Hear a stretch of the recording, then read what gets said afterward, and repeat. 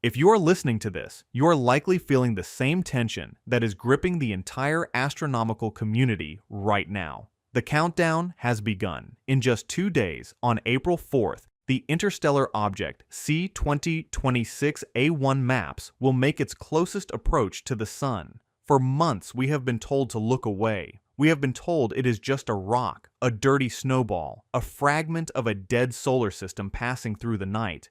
But today, the narrative has shifted. Today, the data has spoken, and it is saying something that no one expected. NASA's own trajectory model shows its path cutting straight through the solar surface, not past it, through it. This isn't supposed to happen. And yet on April 4th, in less than 7 weeks, this object reaches the Sun. 2 outcomes exist. One gives us the brightest comet in a century, visible in broad daylight. The other triggers a solar storm that could rival the Carrington event. The numbers are locked in, the countdown has started, and by the end of this, you'll understand why some scientists are quietly watching the Sun with more attention than they've given it in decades. If this countdown has you on the edge of your seat the way it has me, make sure to hit like and subscribe so you don't miss what happens when April 4th arrives. Drop a comment with where you're watching from, what hemisphere you'll be observing from, and whether you think MAPS will survive or disintegrate, because in 7 weeks, we'll all find out together.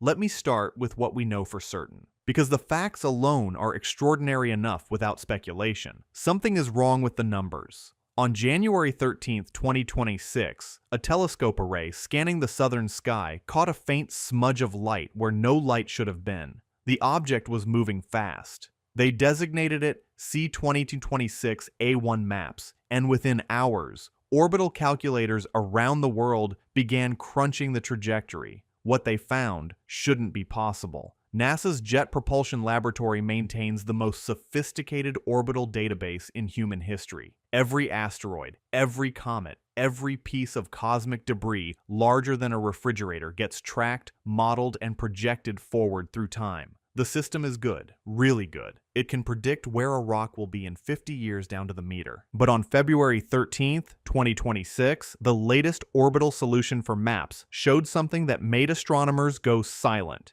When you plug the numbers into NASA's own 3-dimensional solar system viewer, the visualization shows the comet's path cutting straight through the Sun's surface. Let me be clear about what this means. This isn't a close pass. This isn't skimming the corona. The model as it currently stands shows the trajectory intersecting the photosphere itself, the Sun, the actual ball of plasma that provides all life on Earth. And this object is scheduled to arrive there on April 4th, 2026. That's less than 7 weeks from now. Now, before you panic or dismiss this entirely, we need to understand something crucial about orbital solutions. They evolve. Every new observation refines the model. Every telescope that catches this object adds data points, and those data points adjust the trajectory calculations. The orbit of a comet isn't a fixed line drawn in space. It's a probability cloud that tightens as we gather more information. Early detections are always fuzzy. The question is, how fuzzy? The number that matters most is called eccentricity. It measures how stretched out an orbit is. A perfect circle has an eccentricity of 0. Earth's orbit is nearly circular, with an eccentricity of 0.0167.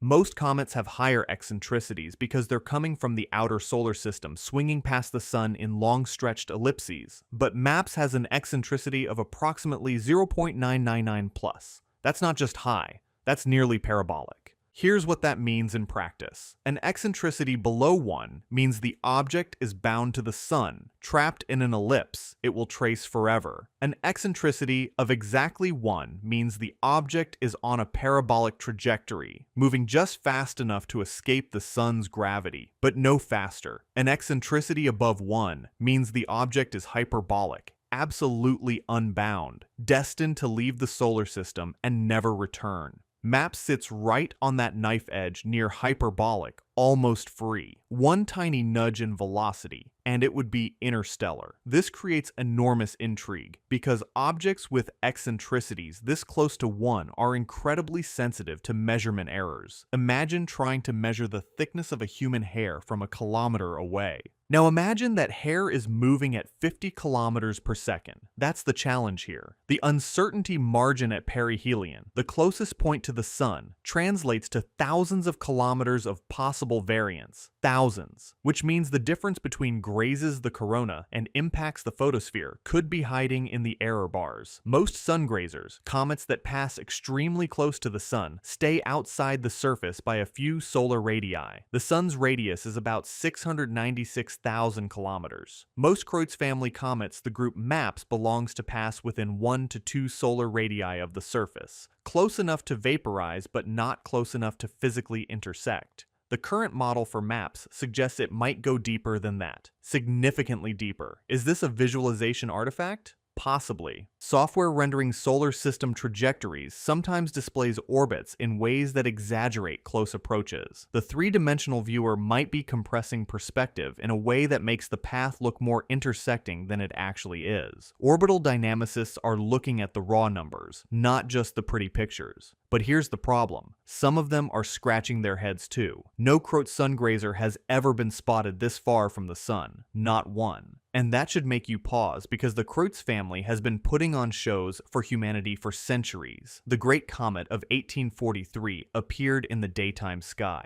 so brilliant that people could see it next to the sun with their naked eyes. The Great Comet of 1882 was visible in broad daylight for weeks with a tail stretching across 30 degrees of sky. Comet Ikeya-Seki in 1965 became one of the brightest objects of the 20th century, shining at magnitude 10. Comet Lovejoy in 2011 survived its solar pass and emerged as a spectacular dawn object for observers in the southern hemisphere. These are the legends, the greatest hits, the comets that make it into textbooks. But here's what they all have in common. They were discovered late, weeks before perihelion, sometimes days. The Great Comet of 1843 wasn't spotted until it was practically on top of the sun. Ikeya-Seki was found about a month out. Even Lovejoy, discovered with modern robotic surveys, was only detected a couple of weeks before its solar encounter. The reason is simple. Sungrazers spend most of their time in the outer solar system, cold and dark and essentially invisible. They only brighten dramatically when they get close to the sun.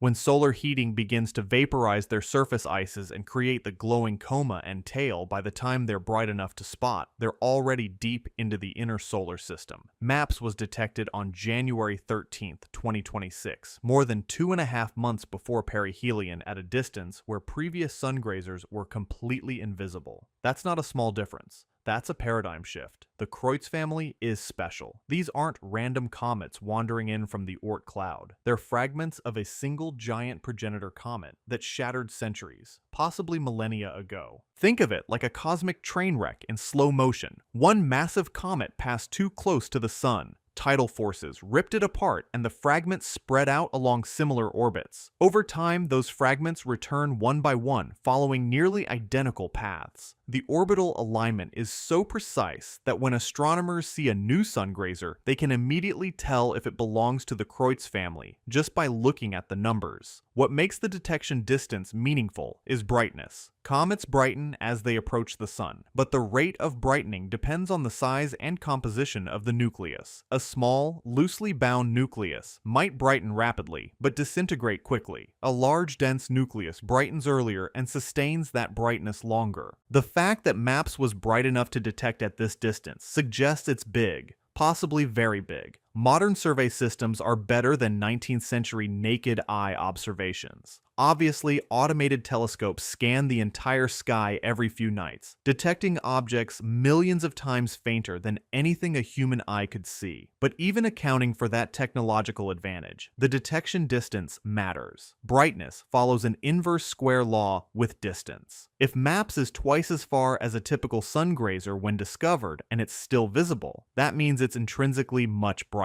An intrinsic brightness for a comet usually correlates with size. The current brightness curve is tracking projected models reasonably well, but projections are just educated guesses. Comets are notoriously unpredictable. They outgas asymmetrically. They fragment without warning. They flare up or fade out based on factors we can't always predict. But if MAPS continues on its current brightness trend, and if it reaches perihelion intact, the numbers suggest something extraordinary. Comet Lovejoy was small. Estimates put its nucleus at around 200 to 500 meters across. It fragmented heavily during its solar pass and barely survived. Most of its mass vaporized. What emerged on the other side was a ghost, a fraction of what went in, but it still put on a show because even a small amount of material when heated to extreme temperatures can glow brilliantly. If MAPS is significantly larger, let's say a kilometer or more across, the dynamics change. Larger nuclei have more gravitational self-binding. They're harder to rip apart. They can withstand higher thermal stress. Survivability rises, but survival isn't guaranteed. The tidal forces near the sun are immense. The Roche limit, the distance at which tidal forces overcome an object's self-gravity, depends on both the size and density of the object. A rubble pile held together loosely will come apart farther out than a solid block of ice. We don't know yet which category MAPS falls into. What we do know is that larger nuclei are rarer. The size distribution of comets follows a power law. Small comets are common. Medium comets are less common. Large comets are rare. Giant comets are exceedingly rare. If MAPS turns out to be on the larger end of the Creutz-family, it would be statistically unusual, not impossible, but unusual. And unusual objects tend to do unusual things. Imagine something brighter than Venus. Not slightly brighter, dramatically brighter. Magnitude 7.5. That's the projection if MAPS survives perihelion intact. And if you don't immediately grasp what that means, let me walk you through the numbers, because the magnitude scale is one of astronomy's most counterintuitive systems. Apparent magnitude measures how bright an object appears from Earth. It's a logarithmic scale, which means every step is a multiplicative change, not an additive one. A difference of 5 magnitudes equals a factor of 100 in brightness. A difference of 1 magnitude is about 2.5 times. The scale runs backward too. Smaller numbers are brighter. Negative numbers are extremely bright. Venus, the brightest natural object in the night sky after the moon, peaks at about magnitude 4.4. It's brilliant, unmistakable. You can see it in twilight before the stars come out. The full moon sits at magnitude 12.7. The sun is 26.8. These are the benchmarks. 7.5 sits between Venus and the moon. It's about 20 times brighter than Venus at its peak. Not quite as bright as the moon, but vastly brighter than anything else in the night sky except the moon. If you've ever seen Venus and thought it was bright, multiply that experience by 20 and imagine it appearing suddenly in the sky. That's what we're talking about. But here's the critical detail. Brightness alone doesn't determine visibility. Geometry matters. Position matters. If MAPS reaches 7.5 right at perihelion, it will be extremely close to the sun in the sky. Angular separation determines whether you can see it during the day or only during twilight. If the comet is less than a few degrees from the sun, it will be washed out by glare, invisible despite its brightness. If it's farther out, or if you observe it right at sunrise or sunset, when the sun is below the horizon, but the comet is still up, you get a window, a brief, spectacular window. Daylight visibility is possible, but not guaranteed. The Great Comet of 1843 was visible next to the sun because it was so bright and had such a long, prominent tail that it cut through the glare. The same happened with the Great Comet of 1882. These were 10 magnitude objects close to the sun, and people saw them. Not easily, not without knowing where to look, but they were visible. The southern hemisphere has a major advantage for MAPS. The geometry of the orbit favors southern observers. If you're in Australia, South Africa, or southern South America, your view will be better than someone in Europe or North America. Timing matters too. Perihelion occurs at 1400 UTC on April 4th, which corresponds to different local times depending on where you are. The comet will be most active right around perihelion when solar heating is at maximum. If that timing aligns with dawn or dusk for your location, you get the best possible view. But here's the problem with brightness projections. They assume everything goes right. They assume the comet doesn't fragment. They assume the outgassing rate matches models. They assume the nucleus is large and active and structurally intact. Any of those assumptions could be wrong. Comets fragment all the time, sometimes dramatically, sometimes subtly. A comet that looks like a single object from Earth might actually be a cluster of smaller pieces flying in formation, held together loosely by their mutual gravity. When one of those pieces breaks off, the surface area increases. The outgassing rate spikes and the brightness can surge temporarily. But then the fragments disperse, the material thins out, and the brightness drops. You get a flare-up followed by a fade. This happened with Comet Shoemaker-Levy 9 before it hit Jupiter. It happened with Comet Linear. It happens more often than people realize. Now I need to tell you about something that sounds like science fiction but is documented, measured, and deeply strange. While MAPS approaches the sun, it's doing something that has astronomers quietly concerned. It has developed what's called an anti-tail, and it's wobbling. Comets have tails. Everyone knows this. As a comet approaches the sun, solar radiation and the solar wind push gas and dust away from the nucleus, creating the characteristic tail that always points away from the sun. It's one of the most basic, predictable phenomena in astronomy, except MAPS has developed what's called an anti-tail, a structure that appears to point toward the sun instead of away from it. Now, anti-tails are known. They're usually optical illusions caused by viewing geometry when Earth crosses the plane of the comet's orbit. You're seeing the tail edge on, and perspective makes it look like it's pointing the wrong direction. It's a trick of the light, except the anti-tail of MAPS is not behaving like an optical illusion. According to the latest measurements, this feature extends for a distance larger than the gap between the Earth and the Moon. Think about that. A trail of material or something else stretching out for over 400,000 kilometers. But size isn't the smoking gun. It's the movement. Comet tails are passive. They're dust and gas pushed by the solar wind and radiation pressure. They drift, they flow, they do not wobble. A new paper details a series of oscillations detected in the anti-tail just before the object reached its perihelion, its closest point to the sun. These weren't random fluctuations. They were rhythmic, precise, almost mechanical. Imagine a ship at sea, its wake trails behind it. If the ship turns, the wake curves. If the ship corrects its course repeatedly, the wake wobbles. The data shows a frequency of oscillation that matches no known natural outgassing process. If this were a simple vent of gas, it would be chaotic, or it would rotate with the object. But MAPS is not rotating in a way that explains this. The wobble is independent of the object's spin. Dr. Avi Loeb has just released a commentary on this, and his words are being shared across every encrypted channel in the scientific community. He points out that a wobble of this magnitude involving this much mass implies a transfer of momentum. In simple terms, something pushed back. If you are trying to stabilize a craft or a rock, if you want to stick to the official story, against the intense gravitational pull of the sun, you make adjustments. You fire thrusters. You shift weight. You create a wobble in your wake. And there is more. The density of this anti-tail is wrong. Spectroscopic analysis is coming back with readings that are baffling the models. We are seeing absorption lines that shouldn't be there. It is not just water, ice, and dust. There are heavy elements, complex signatures. Some are whispering that it looks less like a tail and more like an exhaust plume, a magnetic exhaust. We are looking at an object that is correcting its path. An object that is trailing a structure larger than the distance to the moon, an object that made its closest approach on December 19th.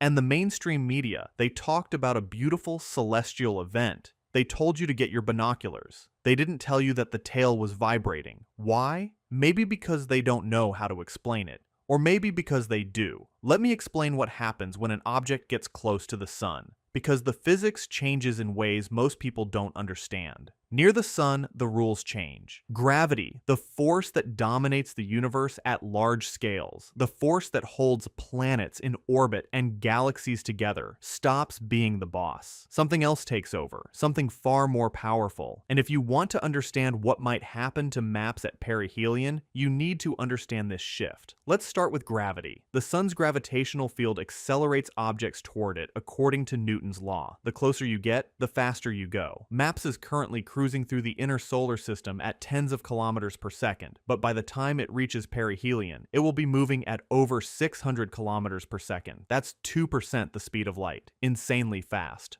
Gravitational acceleration at that distance is enormous. Pulling the comet into a tight screaming turn, gravitational acceleration at that distance is enormous. Pulling the comet into a tight screaming turn around the sun. But gravity isn't the only force acting on the comet. As MAPS approaches the sun, solar radiation heats its surface. Ice sublimates. Gas vents into space. Dust particles lift off. The comet becomes an expanding cloud of material, a coma, glowing and shedding mass. At some point, that gas becomes ionized. The ultraviolet radiation from the sun is so intense that it strips electrons from atoms, turning neutral gas into plasma, a soup of charged particles. This is where things get interesting. Plasma doesn't obey the same rules as neutral matter.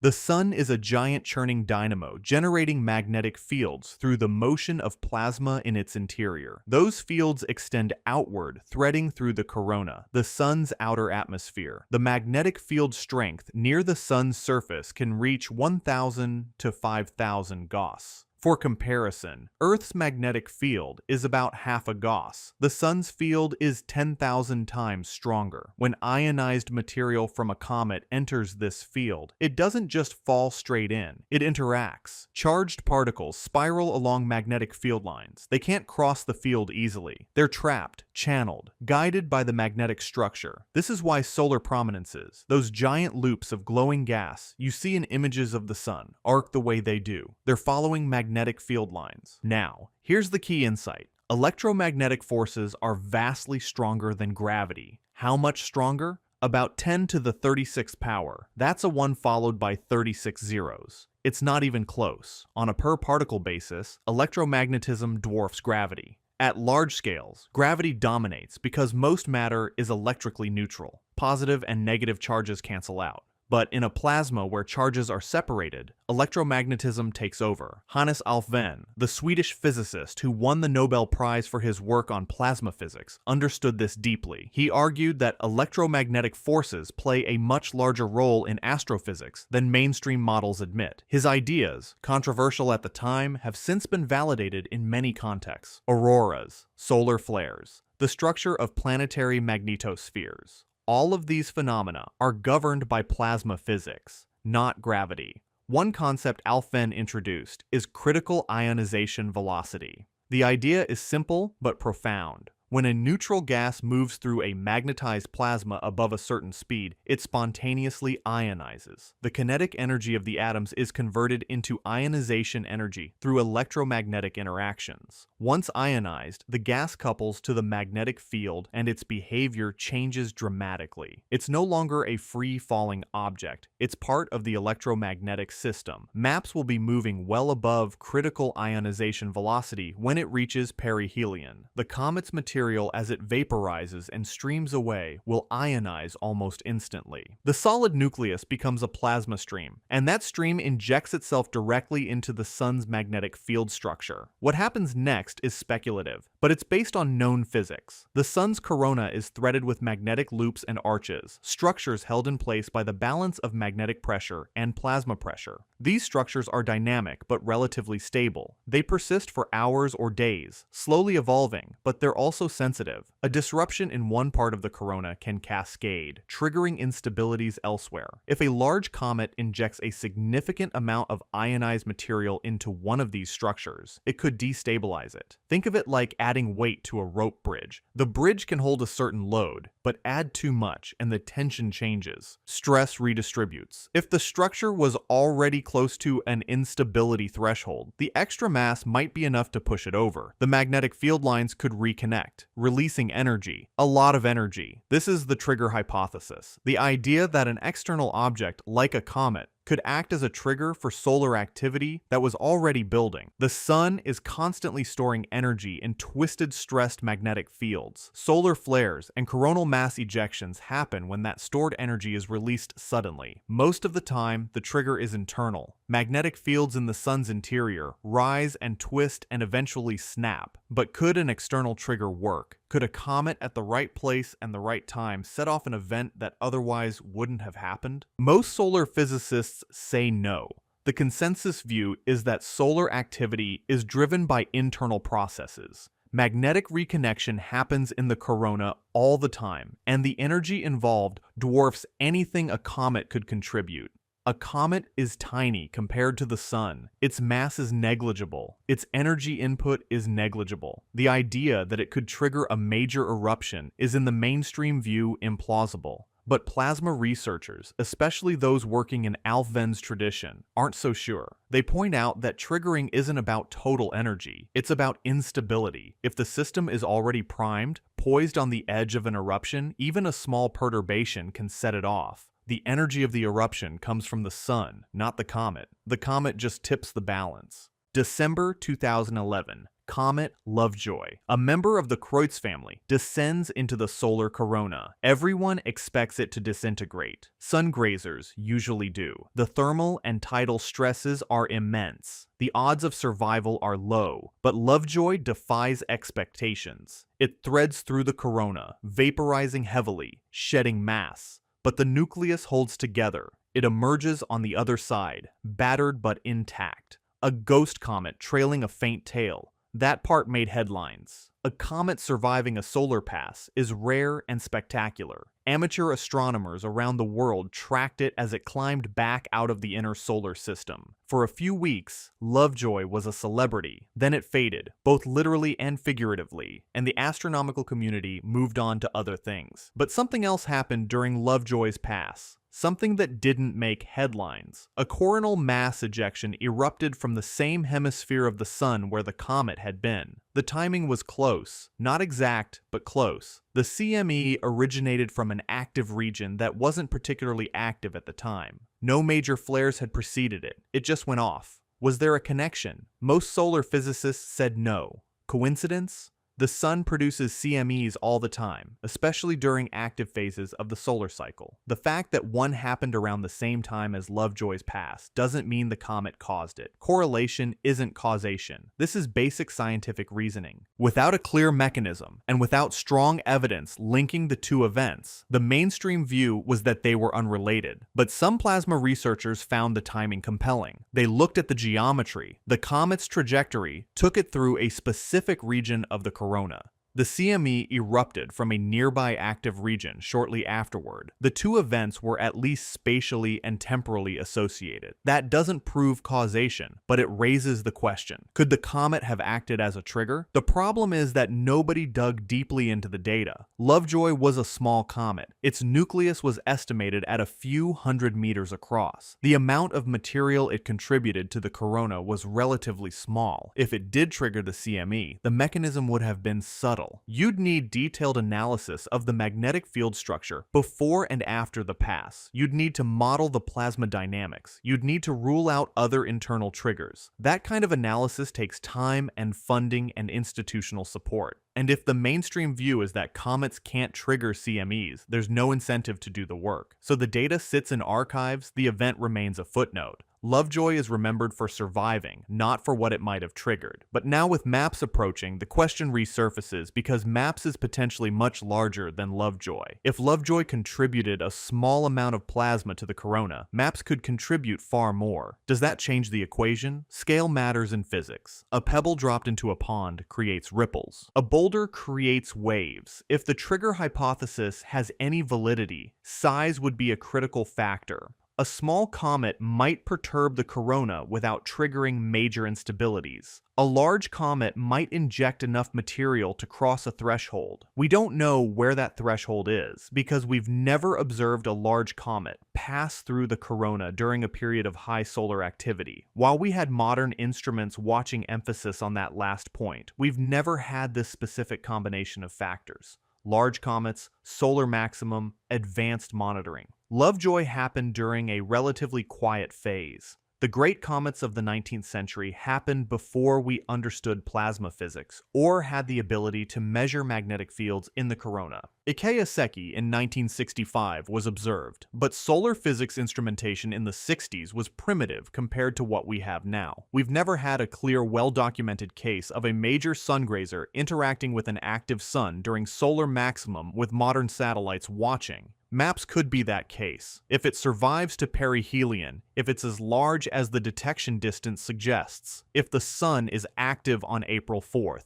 Those are a lot of ifs, but they're not implausible ifs. They're within the realm of possibility. The Creutz-family isn't a natural grouping, it's a crime scene. Centuries ago, maybe longer, something enormous existed in the outer solar system. A single giant comet, possibly tens of kilometers across, following an elliptical orbit that brought it close to the sun every few hundred years. Nobody knows exactly when it formed or where it came from, but it was old, ancient, a relic from the early solar system when comets were common and collisions were routine. At some point, it came too close. Tidal forces from the sun's gravity pulled on the near side more strongly than the far side. Stress built up inside the nucleus. Rock and ice don't stretch well. Cracks formed, sections broke apart. The comet didn't disintegrate entirely, but it fractured into large pieces, each one massive enough to remain gravitationally bound to the sun, but following slightly different orbits. Over time, those pieces spread out. Each fragment continued on a similar path, but small differences in velocity and trajectory compounded over centuries. The fragments separated, stringing out along the original orbit like beads on a necklace.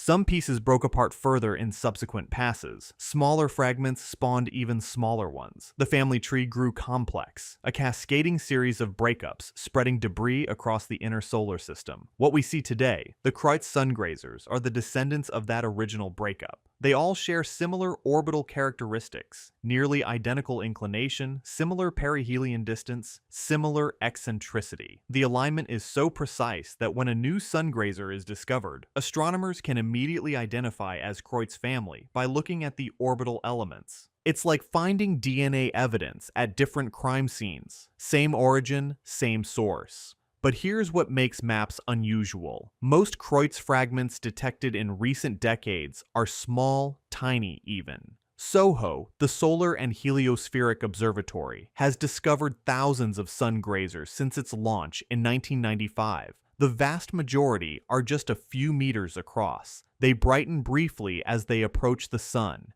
then vaporize completely. They're cosmic snowflakes, beautiful but fragile, lasting only hours or days. The great historical comets, the ones visible to the naked eye, were different. They were large. The Great Comet of 1843 likely had a nucleus several kilometers across. The Great Comet of 1882 was similarly large. Ikeyaseki was smaller but still substantial.